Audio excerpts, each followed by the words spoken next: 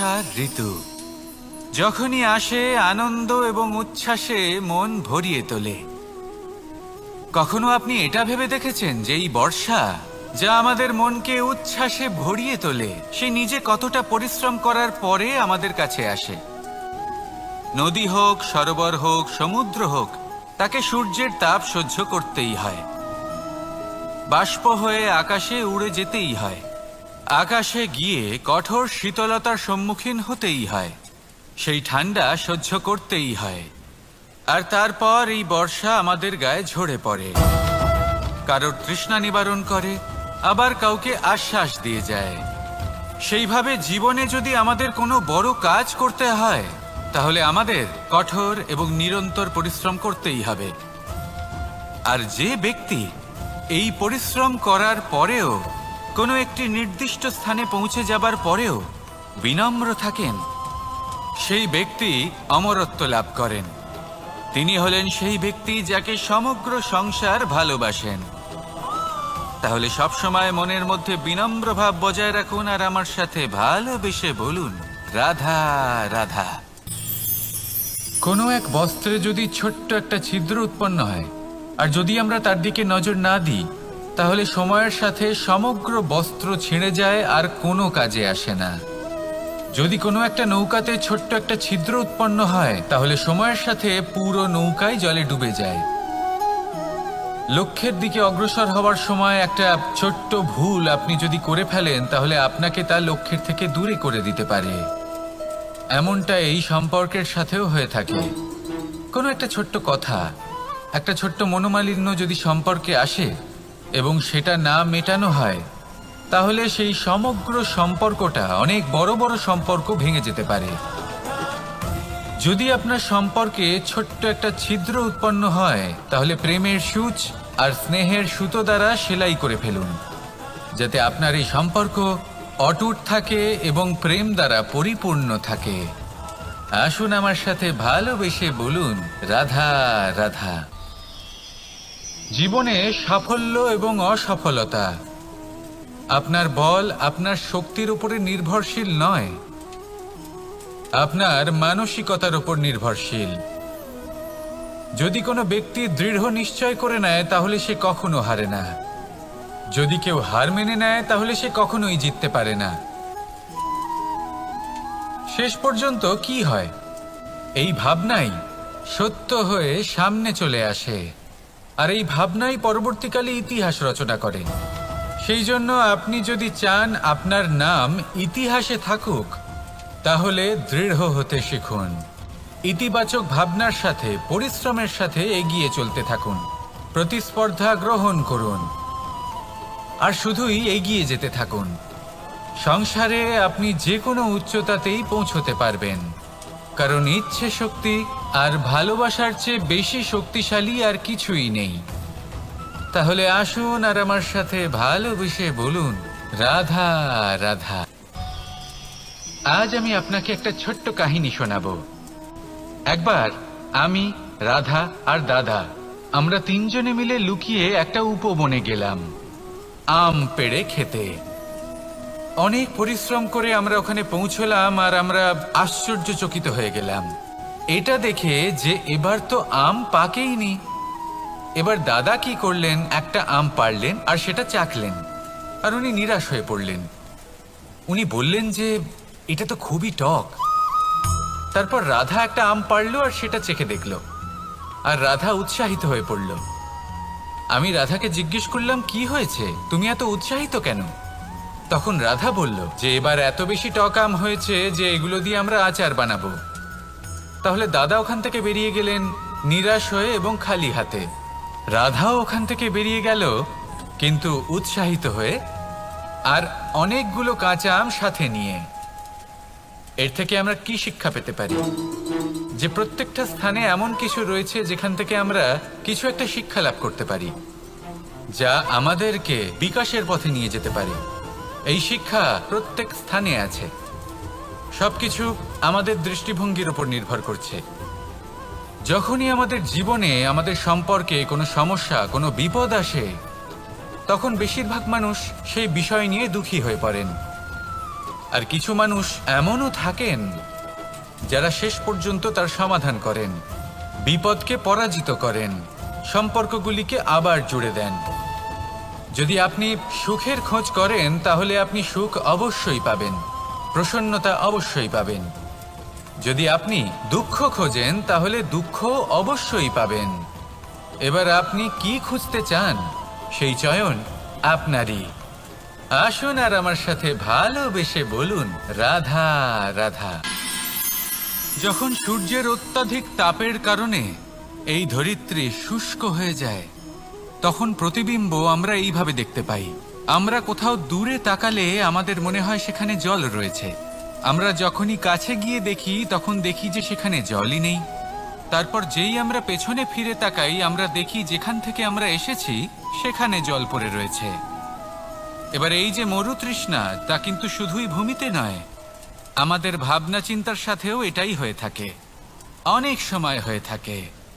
যে ব্যক্তি জল লাভ করার আশায় বসে থাকে সে কখনোই জল লাভ করতে পারে না, কিন্তু যে ব্যক্তি জল লাভ করার আশায় নিরন্তর পরিশ্রম করতে থাকে, ঘাম ঝরায়, সেই ব্যক্তি কোনো মরুভূমিতেও জল লাভ অবশ্যই করে। জীবনে যদি আমরা বড় কিছু লাভ করতে চাই তাহলে নিরন্তর পরিশ্রম করতেই হবে।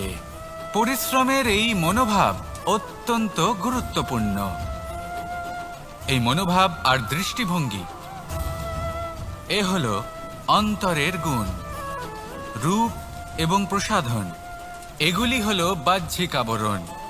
যে ব্যক্তি রূপের কারণে আপনাকে ভালোবাসে তা প্রকৃত ভালোবাসা নয়, কিন্তু যে ব্যক্তি আপনার আবেগ এবং মানসিকতার জন্য আপনাকে ভালোবাসে তাই হলো প্রকৃত ভালোবাসা। তাহলে এই কথাটা মনে রাখুন আর আমার সাথে ভালোবেসে বলুন রাধা রাধা। সিংহকে বনের রাজা বলা হয়। অত্যন্ত শক্তিশালী হয় সে, তার পরিবারও খুব বড় হয়। কিন্তু যদি এমন হয় যে সিংহের পরিবারে নিজেদের মধ্যেই কলহ সৃষ্টি হয়, যদি তারা নিজেরাই লড়তে থাকে তাহলে কি হবে?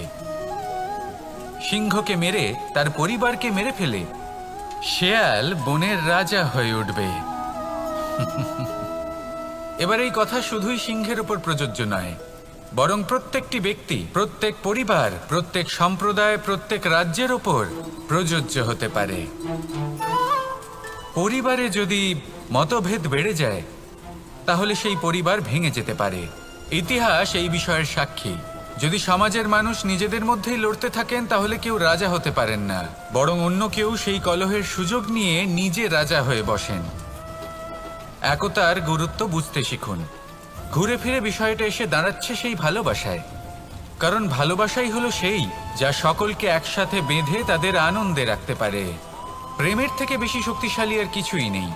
তাই এই প্রেমকে নিজের মনে জাগ্রত করুন, নিজের পরিবারে বর্ষণ করুন, সমাজে বর্ষণ করুন, রাজ্যে বর্ষণ করুন, আর এই ভালোবাসার সাথেই বলুন রাধা রাধা। বর্ষা কখনো অনুভব করে দেখেছেন এই বর্ষা? আকাশ থেকে বর্ষার ফোঁটা ঝরে পড়ে, মিষ্টি ফোঁটা, শীতল ফোঁটা, মনকে পবিত্র করে তোলে, ধরিত্রীর তৃষ্ণা নিবারণ করে, আশপাশটা সবুজে ভরিয়ে তোলে। এবার এই রকম জল আমরা কুয়ো থেকেও পেতে পারি।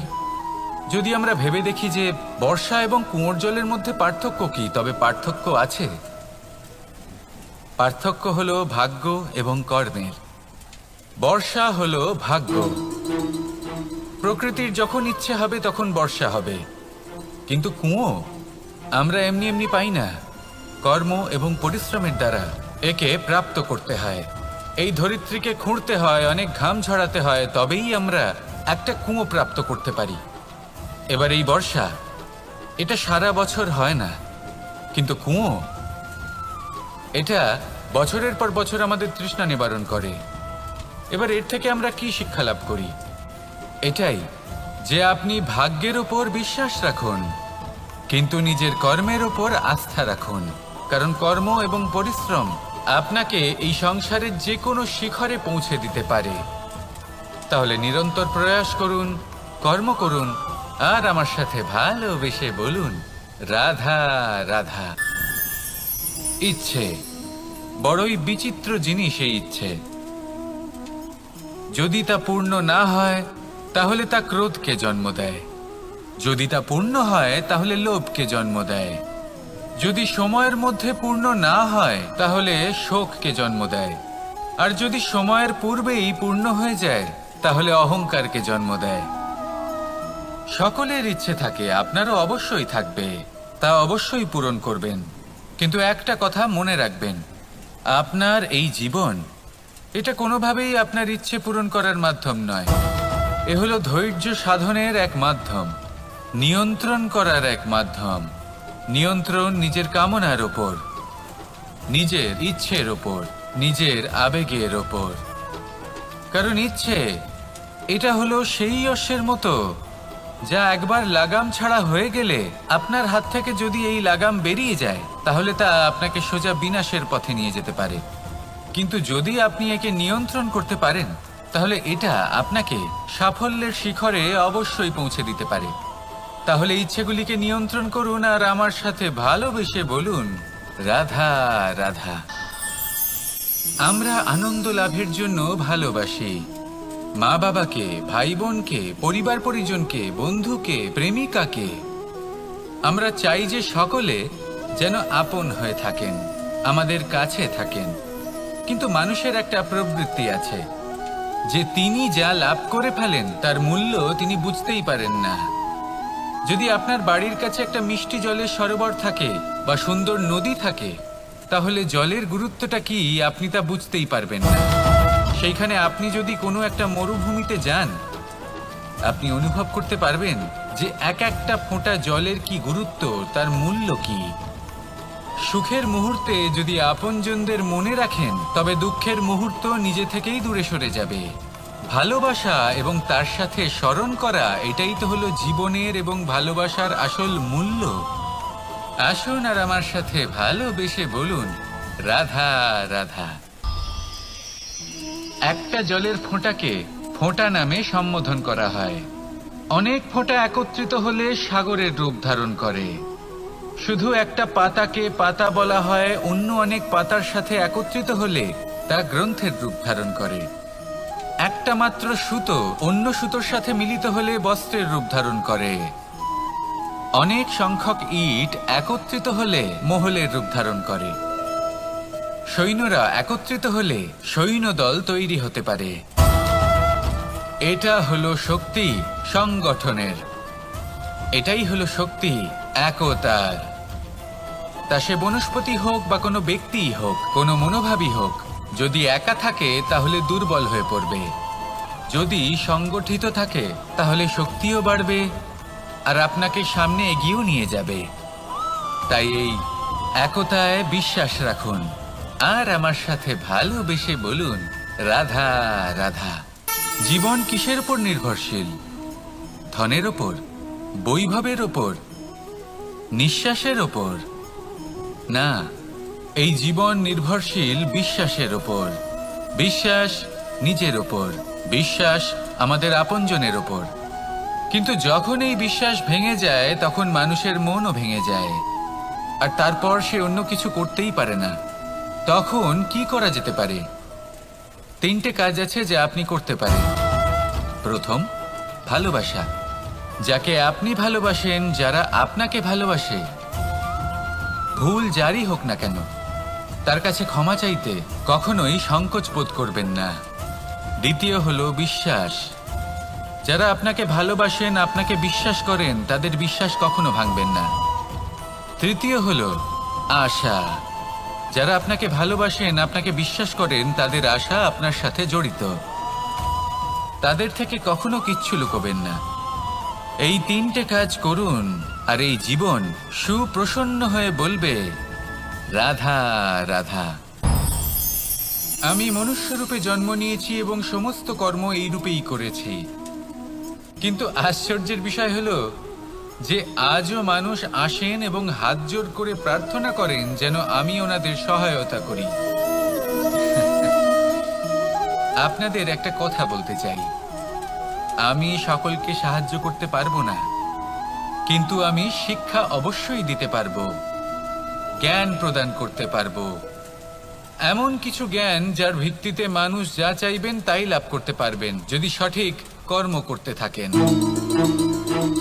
যখন কংসের অসুররা গোকুলে ধ্বংসলীলা চালাচ্ছিলেন তখন আমি কারোর থেকে সাহায্য চাইনি। আমি দাঁড়িয়েছিলাম এবং আমি তার বিরোধিতা করেছিলাম।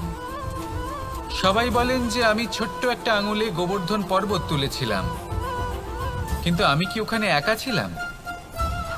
কখনোই নয়। আমার সাথে অসংখ্য গোকুলবাসী, অসংখ্য বর্ষণাবাসী ছিলেন, নিজের হাতে একটা লাঠি নিয়ে। ওনাদের মনোবল, ওনাদের আশীর্বাদ আমার সাথে ছিল। মহাভারতে আমি শুধুই শিক্ষক ছিলাম, আমি শুধুই শিক্ষা দিয়েছি। লক্ষ্য সাধন করেছে অর্জুনই, যুদ্ধ করেছে অর্জুনই এবং জয়ীও হয়েছে অর্জুনই। আমি শুধুই শিক্ষা দিতে পারি। অবশেষে আপনাকে শুধু এটুকুই বুঝতে হবে যে ঈশ্বর সবকিছু করতে পারেন না, করতে হবে আপনাকে। ঈশ্বর আপনাকে আশীর্বাদ করতে পারেন যে কাজ আপনি মন থেকে করবেন সেটা অবশ্যই পূরণ হবে। সেই জন্য নিজের লক্ষ্যের পথে এগোতে থাকুন। চেতনা, বিবেক এবং পরিশ্রমের দ্বারা আপনার যা যা স্বপ্ন আছে, যা লক্ষ্য আছে, আপনি অবশ্যই লাভ করবেন। আর এই মন সুপ্রসন্ন হয়ে বলবে, রাধা রাধা। কখনো কখনো এমন হয় আমরা আমাদের বাড়ির উঠোনে বীজ বপন করি, আর তা বিকশিত হয় একটা সুন্দর বৃক্ষে। তার শাখাগুলি প্রতিবেশীর বাড়ি পর্যন্ত পৌঁছয়। ফলের বর্ষণ প্রতিবেশীর বাড়িতেও হয়ে থাকে। আর আমরা ভাবি গাছ আমরা উৎপন্ন করব আর ফল খাবেন আপনারা। এই কেমন কথা হলো? আপনাকে এই কথা বুঝতে হবে যে এসব হলো ভৌতিক বস্তু, সাংসারিক বস্তু। কখনো নিজের বাড়ির বাগানে ভালোবাসার গাছ বপন করে দেখুন। তার শাখাও প্রতিবেশীর বাড়ি পর্যন্ত পৌঁছবে, ফলের বর্ষণ সেখানেও হবে। কিন্তু সেই ফল চাইতে আপনাকে যেতে হবে না, সেই ফল দ্বিগুণ মাত্রায় আবার আপনার কাছেই ফিরে আসবে। তাই নিজের বাড়িতে আর নিজের মনে ভালোবাসার গাছ উৎপন্ন করুন। এই জীবন প্রসন্ন হয়ে বলবে, রাধা রাধা। আমাদের জীবন হলো একটা উপবনের মতো, যেখানে কাঁটাও আছে আবার ফুলও আছে। আর যদি আপনি ফুল লাভ করতে চান তাহলে কাঁটার সংস্পর্শে তো আপনাকে আসতেই হবে। এটাই জীবনের সত্য। আমাদের জীবনে, আমাদের পরিবারে, আমাদের সমাজে দেখবেন ভিন্ন ভিন্ন ধরনের মানুষ আছে। কেউ আছেন দুর্জন, কেউ সজ্জন, কেউ শত্রু হন তো কেউ মিত্র। যদি আপনি দুর্জনদের কাছে যান তাহলে শুধুই কষ্ট পাবেন, যদি আপনি শত্রুর কাছে যান তাহলে ঝামেলায় জড়িয়ে পড়বেন। তার চেয়ে ভালো আপনি সজ্জনদের কাছে যান, আনন্দ এবং জ্ঞান লাভ করবেন। নিজের মিত্রদের কাছে যান, আপনি সাহস লাভ করবেন। আরও একটা কথা বলি, এই জীবন এত বড়ও নয় যে আপনি প্রত্যেক সমস্যায় প্রত্যেক মানুষের সাথে ঝামেলায় জড়াবেন। শুধু যার সাথে আপনার মনের মিল হবে তাকে প্রণাম করুন, আর যার সাথে মনের মিল হবে না তাকে দূর থেকে প্রণাম করুন। কিন্তু মনের মধ্যে থেকে প্রেমের বোধ কোথাও যেতে দেবেন না, কারণ এই ভালোবাসাই শেষ মুহূর্তে আপনার উচিত পথ প্রদর্শন করবে। তাই এই ভালোবাসাকে মনে জাগ্রত রাখুন, আর এই ভালোবাসার সাথেই বলুন, রাধা রাধা।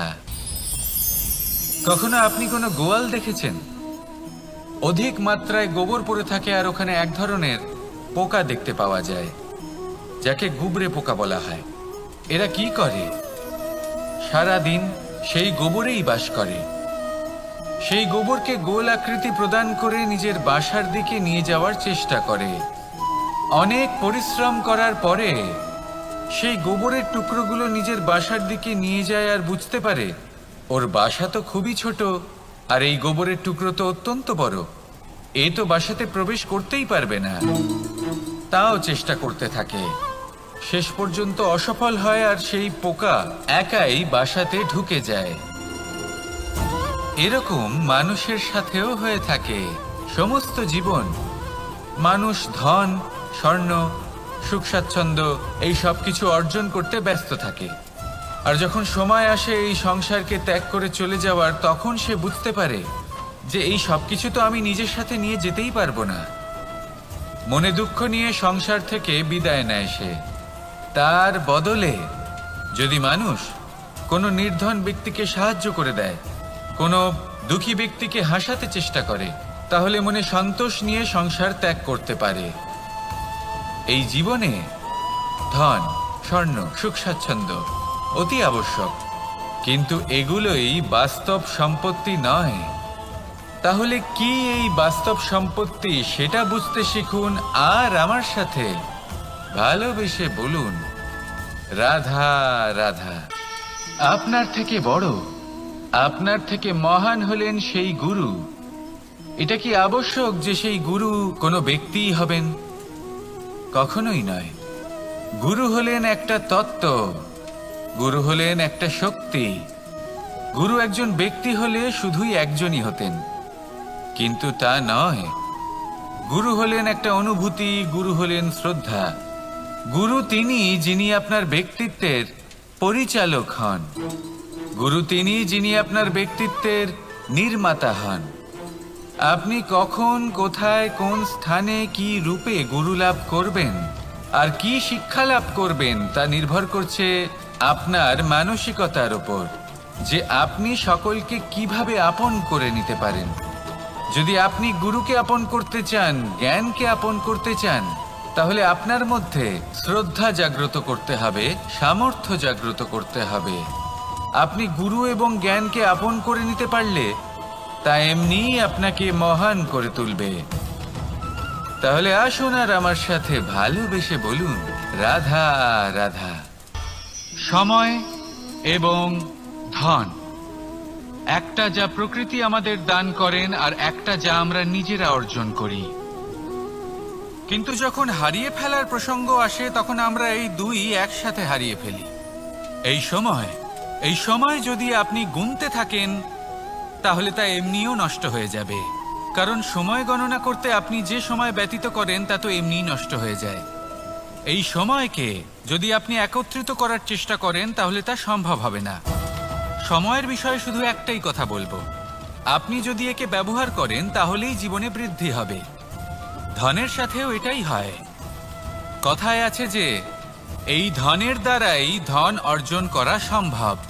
যদি আপনি এই ধনের যত্ন নেন এবং একে সামলে রাখেন তাহলে ধন আপনাকে সামলে রাখবে। এবার সময় আমরা প্রচুর পরিমাণে পাই, কিন্তু তার অর্থ এটা নয় যে আমরা তা নষ্ট করি। বাস্তব অর্থে সময় তা অত্যন্ত মূল্যবান। এর সদ্ব্যবহার করা যদি আপনি শিখে যান তবে এই সময়ও আপনাকে অবশ্যই অতি মূল্যবান করে তুলবে। আসুন আর আমার সাথে ভালোবেসে বলুন, রাধা রাধা। কথায় আছে যে এমন কোনো অক্ষর নেই যার দ্বারা কোনো মন্ত্র হয় না, এমন কোনো বনস্পতি নেই যা নিজেই একটা ঔষধি নয়, পৃথিবীর এমন কোনো ব্যক্তি নেই যার মধ্যে কোনো যোগ্যতা থাকে না। শুধু প্রয়োজন হলো যে ব্যক্তিকে আমরা খুঁজে চলেছি তাকে সঠিকভাবে চিনে নেওয়া। যদি তার যোগ্যতা, তার বিশেষত্ব আমরা বুঝতেই না পারি তাহলে আর লাভ কি রইল? এই সংসারে এমন অনেক ব্যক্তি রয়েছেন যারা ছোট ছোট অসফলতার কারণে আপনাকে এটা বলে দেবে যে আপনি কোনো কাজের নন, আপনি হলেন মূর্খ, আপনি কিছুই করতে পারবেন না। এইসব কথায় কখনোই বিশ্বাস করবেন না, কারণ আপনি এবং প্রত্যেকটি জীব এই পরমাত্মা এবং এই প্রকৃতির সৃষ্টি যা অত্যন্ত বিশেষ। যদি আপনাকে উদাহরণ দিই তাহলে একদিকে আছে তরোয়াল, একটা বড় লম্বা তরোয়াল যার দ্বারা যুদ্ধ করা যায়, জয়লাভ করা যায়। আর অন্যদিকে রয়েছে একটা ছোট্ট সূচ, কিন্তু যে কাজ একটা ছোট্ট সূচ করতে পারে তা একটা তরোয়াল দ্বারা সম্ভব নয়। এর অর্থ হলো এটাই যে প্রত্যেকটা রচনা অত্যন্ত অমূল্য এবং অত্যন্ত বিশেষ হয়। তাহলে বিশ্বাস রাখুন যে আপনি অত্যন্ত বিশেষ একজন, আর প্রেমের সাথে বলুন, রাধা রাধা। বাল্যকালে যখন আমি মাখন খেতাম তখন যশোদা মায়ের আমার মাখন খাওয়া নিয়ে কোনো সমস্যা ছিল না, কিন্তু যখন আমি মাখন খেতাম, মাখন চুরি করতাম, তখন যেই প্রকারে বাড়ির পরিচ্ছন্নতা আমি নষ্ট করতাম তা নিয়ে অবশ্যই যশোদা মায়ের আপত্তি ছিল। আর হবে নাই বা কেন? কথায় আছে যে যদি আমাদের ঘর পরিচ্ছন্ন থাকে সেখানে লক্ষ্মী বসবাস করে থাকেন, তবেই সেই বাড়িতে সন্তোষ ভাব থাকবে। সেই জন্যই আমাদের যশোদা মা পরিশ্রম করে বাড়ির ভেতর এবং বাড়ির বাহির সবসময় পরিচ্ছন্ন করে রাখতেন। এবার যেইভাবে আমাদের বাড়ি, যেখানে আমাদের পরিবার বসবাস করতেন, সেইভাবেই আমাদের শরীর আর আমাদের আত্মা রয়েছে যাতে আমরা বসবাস করি।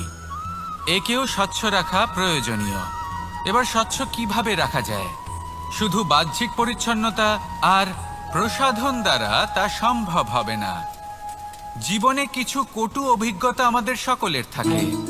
সেই কটু অভিজ্ঞতাগুলির কারণে আমাদের মন, আমাদের আত্মা মলিন হয়ে যায়। এই মালিন্য থেকে আমাদের আত্মাকে মুক্ত করা অত্যন্ত প্রয়োজনীয়। এই স্বচ্ছতা অত্যন্ত প্রয়োজনীয়।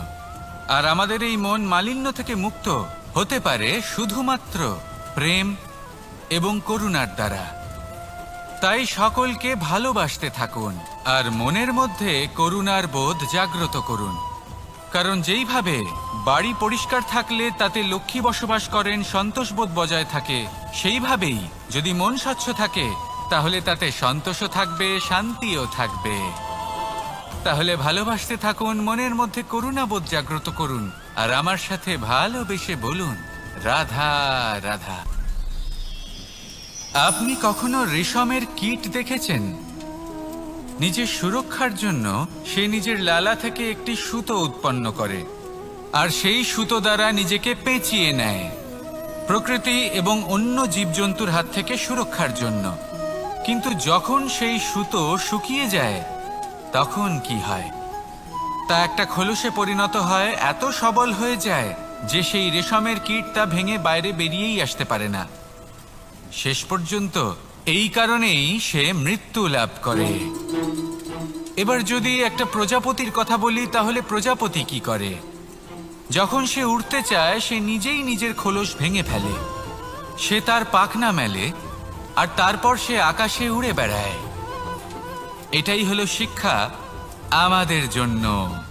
যদি আমরা আকাশে উড়ে বেড়াতে চাই তাহলে আমাদেরকেও অন্তর থেকে সেই খোলস ভাঙতে হবে, অর্থাৎ নিজেদেরকে বন্ধন থেকে মুক্ত করে দিতে হবে। সুরক্ষার জন্য কোনো বাঁধনে জড়িয়ে পড়া এ হলো সবথেকে বেশি অসুরক্ষিত কার্য। জীবনে সুরক্ষার ভয় থাকাটা উচিত, কিন্তু তা যদি অত্যাধিক হয়ে যায় তাহলে তা আপনাকে এতটাই দুর্বল করে দেবে যে আপনি নিজেরই সুরক্ষার চক্র ভেঙে বেরোতেই পারবেন না।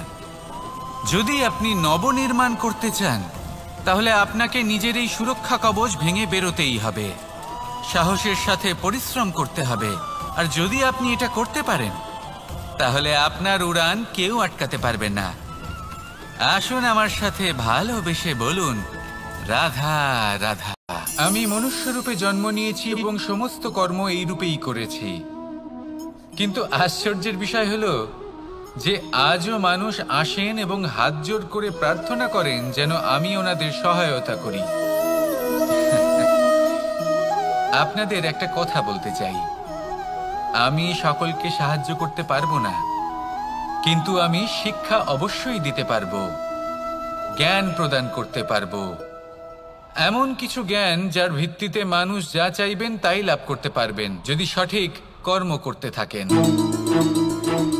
যখন কংসের অসুররা গোকুলে ধ্বংসলীলা চালাচ্ছিলেন তখন আমি কারোর থেকে সাহায্য চাইনি। আমি দাঁড়িয়েছিলাম এবং আমি তার বিরোধিতা করেছিলাম।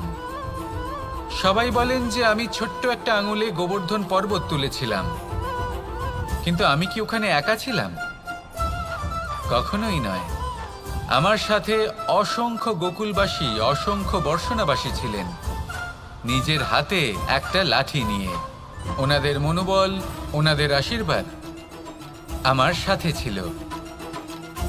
মহাভারতে আমি শুধুই শিক্ষক ছিলাম, আমি শুধুই শিক্ষা দিয়েছি। লক্ষ্য সাধন করেছে অর্জুনই, যুদ্ধ করেছে অর্জুনই এবং জয়ীও হয়েছে অর্জুনই। আমি শুধুই শিক্ষা দিতে পারি। অবশেষে আপনাকে শুধু এটুকুই বুঝতে হবে যে ঈশ্বর সবকিছু করতে পারেন না, করতে হবে আপনাকে। ঈশ্বর আপনাকে আশীর্বাদ করতে পারেন যে কাজ আপনি মন থেকে করবেন সেটা অবশ্যই পূরণ হবে। সেই জন্য নিজের লক্ষ্যের পথে এগোতে থাকুন চেতনা, বিবেক এবং পরিশ্রমের দ্বারা। আপনার যা যা স্বপ্ন আছে, যা লক্ষ্য আছে, আপনি অবশ্যই লাভ করবেন। আর এই মন সুপ্রসন্ন হয়ে বলবে, রাধা রাধা। ভোজন।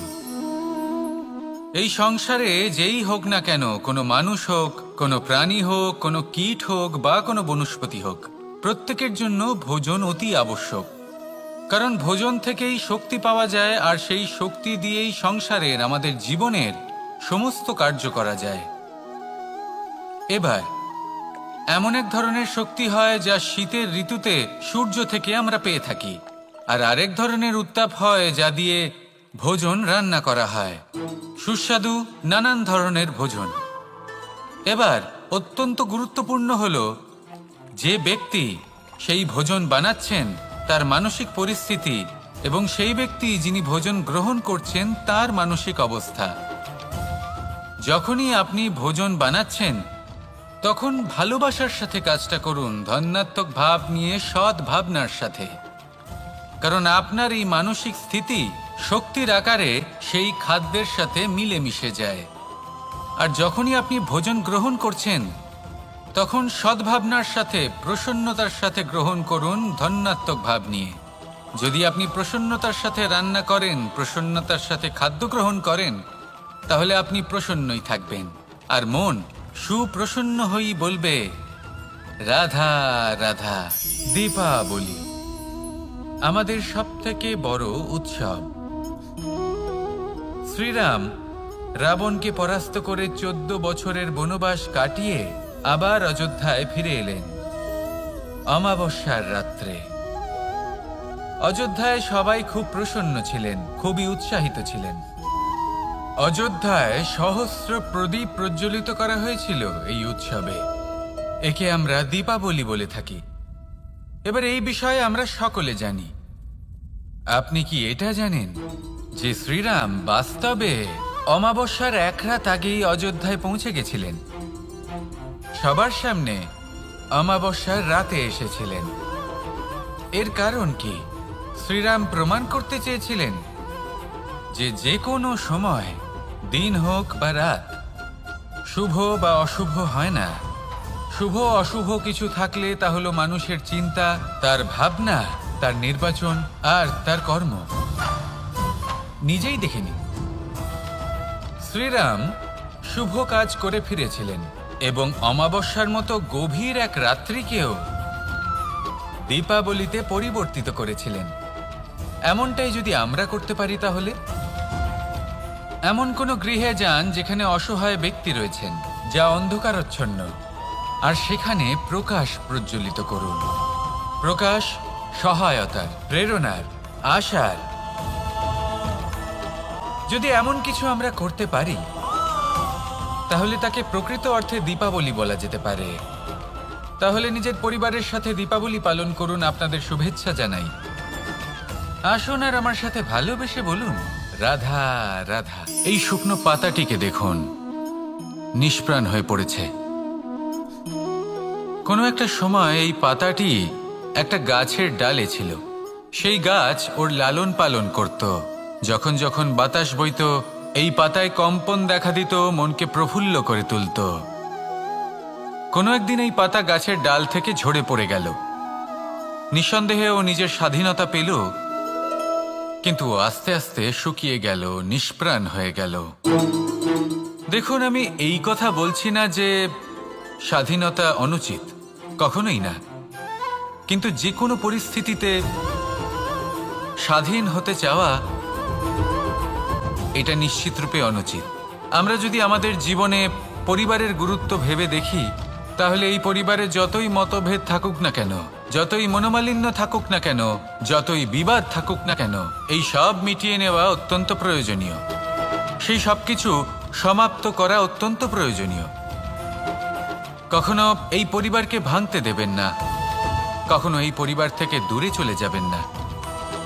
এই পরিবার হলো আমাদের জীবনের একটা অমূল্য সম্পদ, অমূল্য এক আশ্রয়, যা এই সংসারে হয়তো কোথাও আপনি পাবেন না। তাই একে আগলে রাখুন। ভেবে নিন আপনি পাতা আর আপনার পরিবার সেই গাছ। আসুন আমার সাথে ভালোবেসে বলুন, রাধা রাধা। সংসারে আমাদের জীবনে যখন কোনো সুখ বা দুঃখ আসে, তার জন্য আমরা কাউকে না কাউকে অবশ্যই দায়ী করে থাকি, তাই না? এই ব্যক্তি আমাদের সাথে এরকম কাজ করেছেন, তাই আমার সাথে এমন হলো। ওই ব্যক্তি যদি এমনটা না করতেন, তাহলে আজ আমি ওই স্থানে পৌঁছতে পারতাম। সবই আপনার দৃষ্টিভঙ্গির ওপর নির্ভরশীল, আর যদি আপনার দৃষ্টিভঙ্গি এমন হয়, তাহলে তা অনুচিত। সত্যি কথা বলতে, এই সংসারে ভিন্ন ভিন্ন ধরনের মানুষ আছে। এটা আপনার ওপর নির্ভর করছে কিভাবে তাদের স্বাগত জানাবেন। একবার ভাবুন, আমি আমার দুটো হাত সামনে নিয়ে এলাম, দুটো মুঠো খুলে দিলাম। দুই প্রকারের মানুষ আসবেন, কিছু না কিছু দিয়ে যাবেন। এই মুঠো যদি আমি বন্ধ করে দিই, তাহলে না কেউ আমাকে কিছু দিতে পারবে, না আমার কিছু যাবে আসবে। নিশ্চয়ই বুঝতে পারছেন এই দুই ধরনের ব্যক্তি কারা এবং তারা কি দিয়ে যান। আমি যদি নিজের মুঠো খুলে দিই, তাহলে কিছু ভালো মানুষ আসবেন, আমাকে আনন্দ, সন্তুষ্টি, জ্ঞান প্রদান করে যাবেন, ভালো অভিজ্ঞতা দিয়ে যাবেন। কোনো খারাপ ব্যক্তি যদি আসেন, তাহলে তিনিও খারাপ অভিজ্ঞতা দেবেন, যার থেকে আমি শিক্ষা লাভ করব। এই সব কিছু আমি লাভ করতে পারি। মুঠো যদি বন্ধ করে রাখি, তাহলে আমি কিছুই পাবো না। দেখুন, এই সংসারে প্রত্যেকের জীবনে এইরকম। প্রত্যেকের জীবনে সবকিছুই আছে, ভালো খারাপ দুই মানুষই আছে। ভালো অভিজ্ঞতা আছে, খারাপ অভিজ্ঞতা আছে। নির্ভর করছে আপনার উপর যে আপনি কি করবেন, এনাদের স্বাগত কিভাবে জানাবেন, কার থেকে কি বুঝবেন, কি শিখতে পারবেন, আর কোন দৃষ্টিভঙ্গি নিয়ে অগ্রসর হবেন। এটাই নির্ধারণ করবে যে আপনার জীবন কেমন হবে। আসুন আমার সাথে ভালোবেসে বলুন, রাধা রাধা। এই সংসারে সব থেকে বেশি কোমল বস্তু হলো রেশম। এই রেশম এতটাই কোমল হয় যে এর পুরো একটা থান শুধুমাত্র একটা হাতে ধরা সম্ভব। কখনো ভেবে দেখেছেন এই রেশম কিভাবে হয়? একটি কীট তার লালার দ্বারা উৎপন্ন হয়। এই কীট সেই রেশমকে পাক দিতে থাকে, পাক দিতেই থাকে, আর আস্তে আস্তে তার মধ্যেই জড়িয়ে পড়ে। শেষে ওর এই সুন্দর অমূল্য সৃষ্টি রেশমের এই সুতো, তার নির্মাণ কার্য পূর্ণ হয়। কিন্তু তাতেই ও নিজে বন্দী হয়ে যায়। নিজেরই মায়াজালের এই বন্দী গৃহে নিজেই ফেঁসে যায়। এবার এই সুতোকে ব্যবহারযোগ্য করে তোলার জন্য এই কীটগুলিকে এই কবচের সাথেই ফুটন্ত জলে ফেলে দেওয়া হয়। এই সংসারে যদি আমাদের স্বপ্ন এই সংসারের দুঃখ হরণ করার জন্য, এই সংসারে সুখ বিতরণ করার জন্য হয়, তবেই আমাদের প্রগতি সম্ভব। যদি আমাদের এই স্বপ্ন শুধুই আমাদের এবং আমাদের স্বার্থ সিদ্ধির জন্য হয়, তাহলে এই স্বপ্ন আমাদের অন্ধ করে দেবে, আমাদের অন্ধকারের পথে নিয়ে যাবে, আর আমরাও সেই কীটের মতো হয়ে যাব। নিজেদেরই মায়াজালে আমরা নিজেই ফেঁসে যাব, আর শেষে আমরা যদি কিছু লাভ করি, তা হবে একাকিত্ব, অন্ধকারময় মৃত্যু। তাই স্বপ্ন অবশ্যই দেখুন, কিন্তু এমনভাবে স্বপ্ন দেখবেন না যে তার এই বন্দিগৃহে আপনি নিজেই ফেঁসে গেলেন। স্বপ্ন দেখুন পরোপকারের, পরমার্থের, সবাইকে উদ্ধারের, অন্ধকারের নয়। তবেই কল্যাণ হবে, আর তবেই এই হৃদয় প্রসন্ন হয়ে বলবে, রাধা রাধা। মানুষ যখন এই সংসারে প্রবেশ করে, অর্থাৎ জন্মগ্রহণ করে, তখন নিশ্চিন্তে থাকে, আনন্দে থাকে। কিন্তু যেইমাত্র তার মধ্যে বোধশক্তি আসে, তখন সে চিন্তা করতে শুরু করে। চিন্তা ভবিষ্যতের, সেই সমস্ত বিষয় নিয়ে চিন্তা করে যা ওর হাতে নেই। তারপর বড় হয়, বিবাহ সম্পন্ন হয়, গৃহস্থ জীবন যাপন করে, তারপর আবার চিন্তায় মগ্ন হয়ে যায়। ভাবে, এই যে আমার পরিবার, আমি কি ঠিকমতো তার খেয়াল রাখতে পারছি? কাল যখন আমি এই সংসার থেকে চলে যাব, তখন আমার এই পরিবারের দেখাশোনা কে করবে? শেষ পর্যন্ত এই পরিবার তো আমারই উত্তরদায়িত্ব। যাক, আপনাকে একটা প্রশ্ন করি। এই সংসারে আসার পূর্বে আপনি কি এই প্রশ্ন করেছিলেন, এটা ভেবেছিলেন যে আমাকে ছাড়া এই সংসার কিভাবে চলবে? করেননি, তাই তো? তাই আপনার এটা নিয়ে দুশ্চিন্তা করার প্রয়োজন নেই যে আপনি যখন এই সংসার ত্যাগ করে চলে যাবেন তখন কি হবে। আপনি যখন ছিলেন না তখনও এই সংসার চলছিল, আপনি যখন এই সংসার ত্যাগ করবেন তখনও এই সংসার চলতে থাকবে। যদি কোনো বিষয়ের প্রভাব থাকে তা হলো আপনার আজকের তথা বর্তমানের কর্ম, অর্থাৎ আজ আপনি কি করছেন, কার জন্য মঙ্গল করছেন, কাকে প্রেরণা দিচ্ছেন, কাকে সাহায্য করছেন, কোন উদাহরণ প্রস্তুত করছেন। আপনি এই সংসারে যে ছবি অঙ্কন করবেন সংসার সেটাই মনে রাখবে। তাহলে শুধু সৎকর্ম করুন, মঙ্গল করতে থাকুন, আর আমার সাথে ভালোবেসে বলুন রাধা রাধা।